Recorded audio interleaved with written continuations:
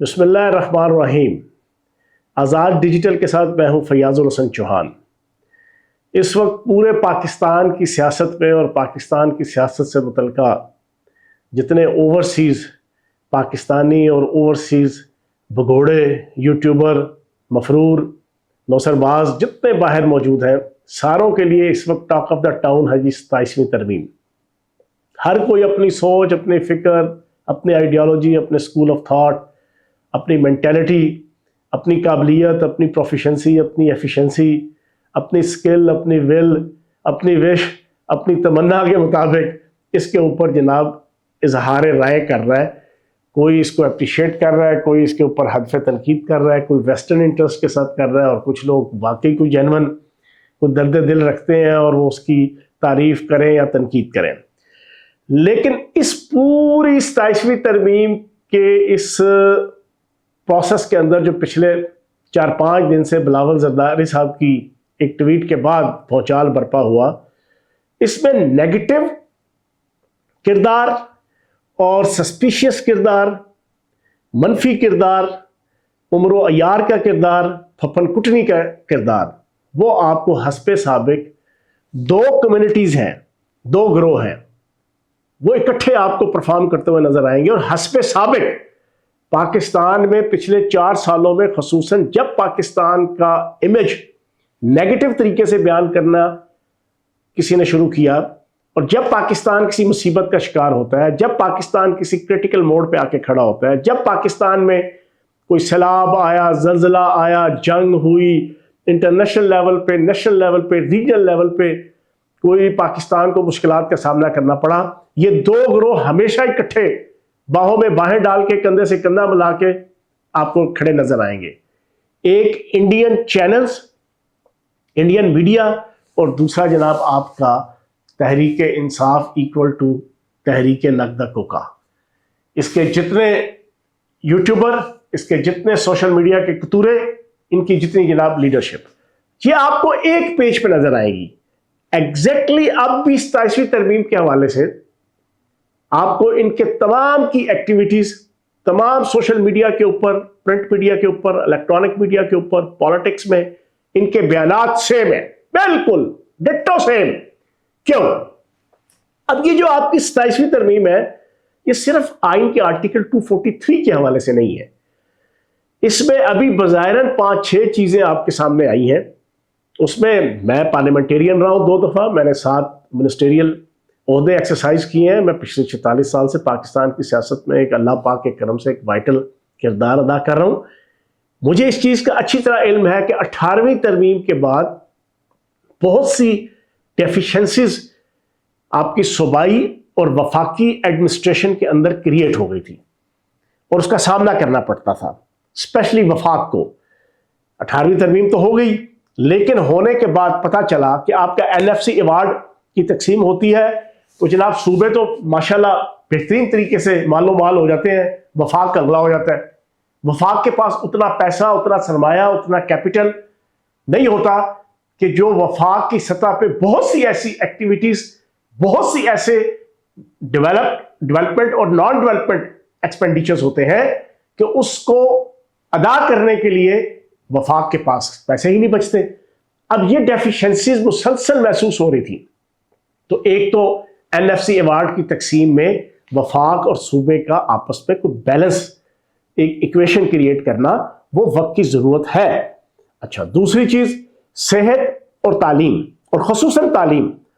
तालीम एक ऐसा शोबा है कि जिसके अंदर पूरी दुनिया का हर मुल्क सबसे इंपॉर्टेंट तवज्जो देता है और उसको इंतहाई सिंक्रोनाइज, सेंट्रलाइज करके उसको अच्छे तरीके से अपने प्राइमरी के बच्चों से लेकर यूनिवर्सिटी के स्टूडेंट्स तक उनकी ज़हनी आबियारी के लिए पाकिस्तान की हिस्ट्री, पाकिस्तान की आइडियोलॉजी, पाकिस्तान के अंदर जो आइन और कानून के मुताबिक मजहब, दीन, इस्लाम और उसकी पूरा एक बैकग्राउंड, उसको एक अच्छे तरीके से आपकी पहली क्लास से लेके आपकी PhD पोस्ट डॉक्टरेट तक लोगों को अच्छी एग्जैक्ट एजुकेशन देना और तमाम मुल्क के तमाम सूबों में और तमाम इंतजामी यूनिट्स में यकसा तरीके से उनके जहनों के अंदर इन चीज़ों को लेके आना, एक यकसा सिलेबस के जरिए से। उसमें भी डिस्टर्बेंस क्रिएट हुई अच्छी खासी। इसी तरीके से जो आपके नगदा कोका की तहरीक और ये जो आपके कैदी नंबर 420 से 4 साल से जो मासी वेड़ा और दादी वेड़ा इस मुल्क में मचाया हुआ है और जिसकी वजह से आलमी मुल्क दुश्मन ताकतें, उनकी एजेंसियां और खुसूसन इंडिया उसका फायदा उठा रहा है, उसको कंट्रोल करने के हवाले से पाकिस्तान की मौजूदा एडमिनिस्ट्रेशन, मौजूदा रिजीम, उसको मुश्किलात का सामना क्यों पेश हुआ? क्योंकि कैदी नंबर 420 उम्मत मुस्लिमा के अजीम नौसरबाज ने पूरी फील्डिंग सेट की हुई थी। मैं तो उसका गवाह हूं, मैं तो अंदर का आदमी रहा हूं, मुझे तो एक एक चीज पता है। पूरी फील्डिंग सेट थी, फौज, अदारों, एजेंसियों, अदालतों, ब्यूरोक्रेसी, हर कोने खुदरे में, और खुसूसन अदालतों के अंदर उसने ऐसी फील्डिंग सेट करवाई थी अपने अंदरूनी और बैरूनी सहूलतकारों के जरिए से। अदारों के अंदर जो उसके सहूलतकार थे, जो इस वक्त भुगत रहे अपना कोर्ट मार्शल, उस फील्डिंग के तहत पूरे का पूरा पाकिस्तान का निजाम हिला हुआ था और कानून एक मजाक बना हुआ था। उस कानून के मजाक बनने पे उनकी हल्लाशेरी थी। और पिछले 4 साल से 3 साल से, खसूसन 3.5 साल से, अप्रैल 2022 से हर रोज पाकिस्तान के आइन की, कानून की धज्जियां उड़ाई गई। अदालतों को जनाब थ्रेट लगाया गया, अदालतों पे हमले हुए, हाई कोर्ट पे हमले हुए, जुडिशियल कॉम्प्लेक्स पे हमला हुआ, आपकी जनाब मजिस्ट्रेटों को गालियां दी गई, मजिस्ट्रेटों को जनाब धमकियां दी गई, आपको जनाब इस तरह हाथ फेर के जनाब आपके जजेस को, सिविल जजेस को, जूनियर आपकी जनाब अदलिया से लेके आपकी हायर अदलिया तक, हर एक को जनाब इस तरीके से ट्रीट किया गया। लेकिन किसी ने नहीं पूछा। फिर 9 मई हो गया, फिर आपका 26 नवंबर हो गया।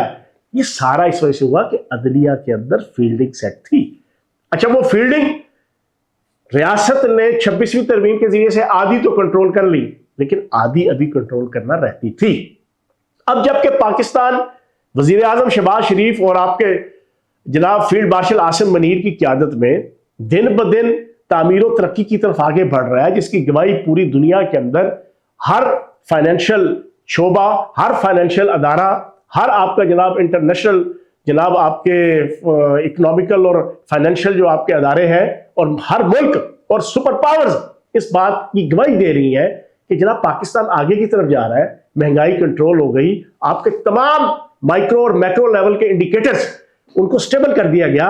अब इन हालात में जरूरत थी कि मजीद पाकिस्तान के अंदर एक पुरअमन सियासी माहौल बनाया जाए, और जो पाकिस्तान के अंदर लॉलेसनेस क्रिएट कर रहे हैं, रियासत की रिट को हर रोज चैलेंज करते हैं, रियासत के अंदर जनाब फसाद और फितना बर्पा करते हैं, लेकिन उनको प्रॉपर तरीके से उनका चेक एंड बैलेंस आइन और कानून के मुताबिक वो सजावार नहीं ठहरा पा रहे, तो उसके रास्ते की रुकावटें थी, वो फील्डिंग थी जो आपके कैदी नंबर 420 ने सेट की हुई थी। अब उस फील्डिंग को जो बकिया 50% रह गई थी, उस जनाब आपकी जुडिशल आप कह लें कि एक्टिविज्म कि जो उस कैदी नंबर 420 के और उसके सहूलतकारों की लगाई हुई फील्डिंग की वजह से हो रही थी, उसको कंट्रोल करने के लिए जरूरी है कि अमेंडमेंट्स हो। उसके लिए बहुत जरूरी है ताकि पाकिस्तान आगे की तरफ जाए, पाकिस्तान तामीर और तरक्की की तरफ जाए। उसके लिए आपका जनाब जजों की ट्रांसफर से लेके आपका जुडिशल जो आपका कमीशन है, सुप्रीम जुडिशल कमीशन, जिसके अंदर एहतसाब होता है जजेस का, कोई पूछने वाला ही नहीं है जजेस को। अच्छा करें, बुरा करें, स्याह करें, सफेद करें, आपका खुल खुला के किसी पॉलिटिकल पार्टी के एक्टिविस्ट बन जाए, कोई पूछने वाला नहीं है। तो उनको पूछ परतीत करने के लिए सुप्रीम जुडिशल कमीशन का भी एक नेटवर्क, एक उनकी डोमेन, एक उनका सेटअप, एक उनका स्टाइल ऑफ वर्किंग, उसको बेहतर बनाने के लिए उसके अंदर भी कुछ चीज़ें इस्लाहात करने की ज़रूरत है। ये तो आपका हो गया जुडिशल का। फिर इसी तरीके से आपकी और बहुत सी ऐसी चीज़ें हैं जिनमें तब्दीली नागजीर हो चुकी है, लेकिन उसमें सबसे अहम 243 है। आइन का आर्टिकल 243 के हवाले से सबसे ज्यादा साड़ अगर किसी को है ना इस वक्त, नगदा कोका की तहरीक और मोदी सरकार का मीडिया, इंडियन रॉ का मीडिया, इंडियन मीडिया, दोनों एक ही ट्रैक के ऊपर पिछले 3-4 दिन से जनाब तत्ते तवे के ऊपर जनाब लुंगी डांस कर रहे हैं। सारे दोनों 243 क्या कहते हैं जी, 243 में एक्सटेंशन दी जाएगी फील्ड मार्शल को यार अकल के अंधे, 26वीं तरमीम के अंदर हर चीज तय हो गई है एक्सटेंशन की। 5 साल के लिए तमाम सर्विसेज चीफ आपके जनाब लगाए जाएंगे और क्लियर कट उसके अंदर लिख दिया गया है कि ये अमेंडमेंट हमेशा के लिए तस्वर होगी। हमेशा से मुराद माजी, प्रेजेंट और जनाब आपका पास्ट, प्रेजेंट और फ्यूचर, माजी, हाल, मुस्तकबिल, तीनों में उन्होंने कहा कंसीडर होगी। ये लिखा हुआ है, ये उस अमेंडमेंट के अंदर लिखा हुआ है। तो भाई ये हमेशा के लिए हो गई।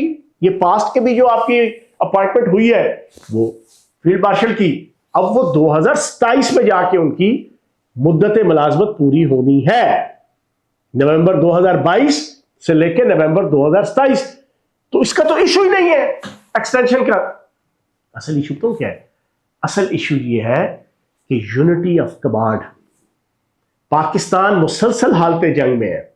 मशरकी बॉर्डर, मगरबी बॉर्डर, ऊपर नीचे, दाएं बाएं, शमाल जनूब, मशरिक मगरब, BLA, TTP, नब्दा कोका, इंडिया, अफगानिस्तान, ये सारे लोग, और फिर कुछ छुपे हुए इंटरनेशनल पावर्स की डीप स्टेट्स हैं जो पाकिस्तान को, एटमी पावर पाकिस्तान को, वाहिद मुसलमान एटमी पावर पाकिस्तान को डिस्टेबलाइज करना चाहती हैं।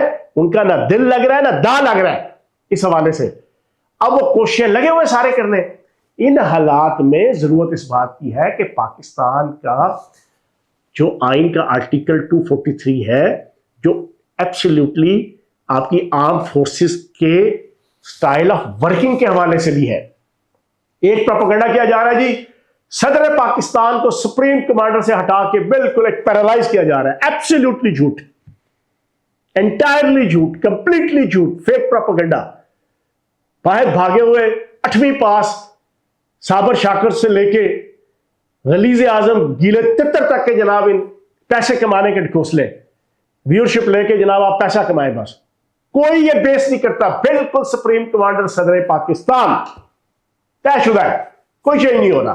हो क्या रहा है सर? हमने मई के महीने की जंग लड़ी, ठीक है जी, हमने पिछले महीने की अफगानिस्तान की जंग लड़ी, और आगे भी कल की तारीख से लेके इस महीने के एंड तक ज़हनी तौर पे 100% और अमली तौर पे 100% पाकिस्तान की आवाम, पाकिस्तान की फोर्सेस और पाकिस्तान का मीडिया तैयार बैठा हुआ है कि ये इंडिया कोई ना कोई हरकत करेगा, चाहे वो समुद्र में करे, हवा में करे, जमीन पे करे, उसने करनी है। उसने अपनी तरफ से ये जनाब किराए के टट्टू और किराए के खुसरे अफगानिस्तान, उसको इस्तेमाल करने की कोशिश की, वो हवा निकल गई उनकी। उनको समझ आ गई नहीं भाईजान, इनके ऊपर अरबों रुपए लगाने की जरूरत नहीं। तो अब अपनी इज्जत बचाने के लिए वो कोई ना कोई, जिसे कहते हैं ना कि जख्मी भेड़िए के तर्ज पे, वो पाकिस्तान पे हमला कर रहा है, कर भी करेगा भी। इन हालात में जरूरत इस बात की है कि जिस तरह इंडिया के अंदर तीनों अफवाज, उसमें यूनिटी ऑफ कमांड है, चाइना के अंदर यूनिटी ऑफ कमांड है, तमाम बड़े मुल्क जिनकी टॉप 5 या टॉप 10 में जनाब उनकी अफवाज आती है रैंकिंग में, वो यूनिटी ऑफ कमांड की तरफ जा रहे हैं। हमारे मुल्क में इस वक्त जरूरत यह है कि field marshal Asim Munir 5 star general है, बाकी नीचे सारे 4 स्टार है। Joint chief of army staff जनाब, joint chief of service staff, वो जनाब आपका 4 स्टार है।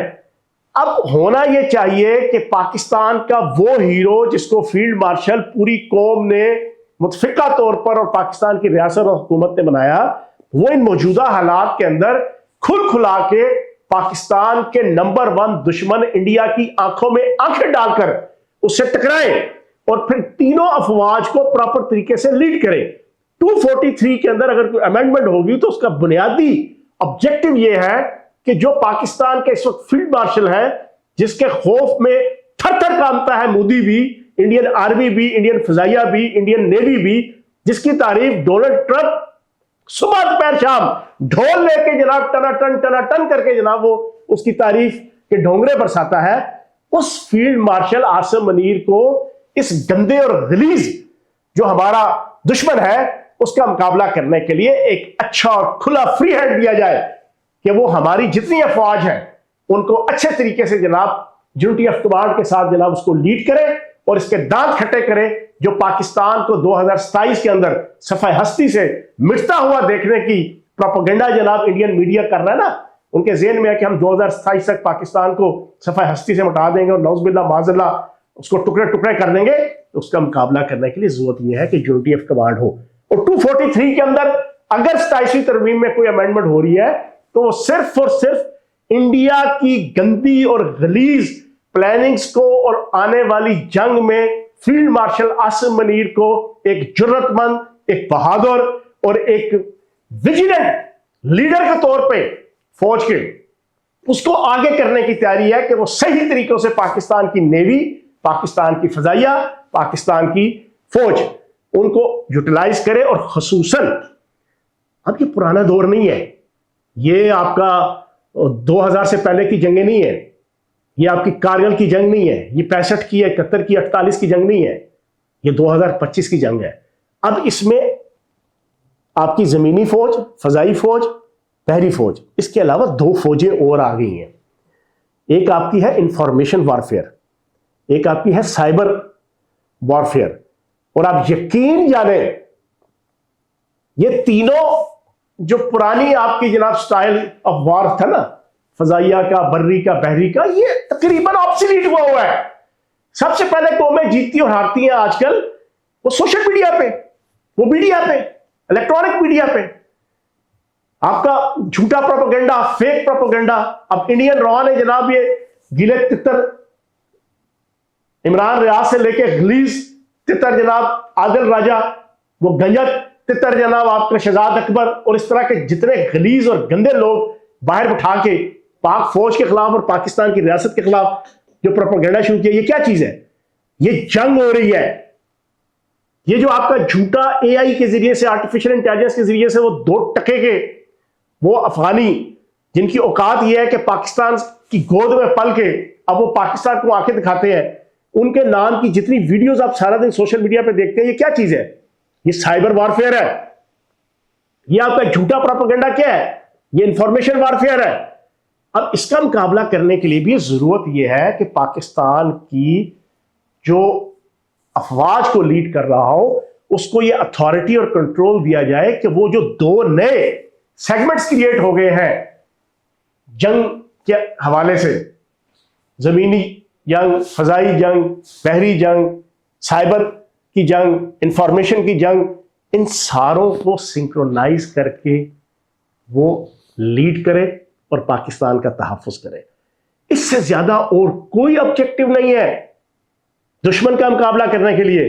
और दुश्मन को डर यह है कि अगर फील्ड मार्शल आसिम मुनीर के होते हुए इस वक्त, और ये कोई उनकी जात के लिए नहीं है, वो 5 साल बाद रिटायर्ड हो जाएंगे, उसके बाद भी आपका कोई नया आपका फील्ड मार्शल बनता है, कोई नया आपका चीफ ऑफ आर्मी स्टाफ बनता है, तो ये जो कवानीन है ये फ्यूचर के लिए और इस गंदे और गलीज जो हमारे 2 हमसाए हैं दाएं और बाएं, उनको कंट्रोल करने के लिए ये वक्त की जरूरत है कि आइन के आर्टिकल 243 के अंदर अमेंडमेंट की जाए और पाकिस्तान के इस वक्त जो फील्ड मार्शल है कि जो हालत जंग में पाकिस्तान की आर्मी, पाकिस्तान की अफवाज, पाकिस्तान की अवाम, पाकिस्तान की रियासत हालत जंग में है, उसमें वो प्रॉपर तरीके से तमाम सेगमेंट्स को, तमाम डोमेन्स को साथ लेकर वो सही तरीके से लीड कर सके। ये टोटल एक ऑब्जेक्टिव है।